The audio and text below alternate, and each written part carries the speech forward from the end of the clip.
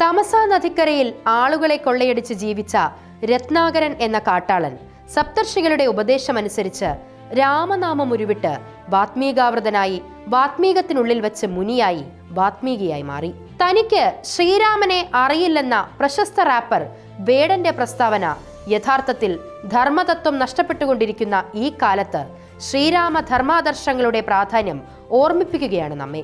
രാമന്റെ മാതൃക സാധാരണക്കാർക്ക് അനുകരിക്കാൻ എളുപ്പമല്ലായിരിക്കാം. എന്നാൽ ശ്രേഷ്ഠന്മാർ ഏറ്റവും ഉത്തമമായ മാതൃക കാട്ടിയാൽ മാത്രമേ സാധാരണക്കാർ കുറച്ചെങ്കിലും അത് സ്വീകരിക്കുകയുള്ളൂ. സാമൂഹ്യ സേവനത്തിലും ദേശസേവനത്തിലും ഏർപ്പെട്ടിരിക്കുന്നവർ ഒരിക്കലും വറ്റാത്ത പ്രചോദനമായി നിലകൊള്ളുകയാണ് ശ്രീരാമചരിതം. ജീവിതത്തിൽ നമ്മുടെ കർത്തവ്യ നിർവഹണത്തിനിടയിൽ പല വെല്ലുവിളികളെയും നമുക്ക് നേരിടേണ്ടി വന്നേക്കാം. അപ്പോഴെല്ലാം എന്തൊക്കെ ത്യാഗം സഹിച്ചായാലും ധർമ്മം നിർവഹിക്കാൻ നമുക്ക് കഴിയണം. അതിനുള്ള ഉൾക്കാഴ്ചയും പ്രേരണയും രാമചരിതം നമുക്ക് പകർന്നു തരുന്നു.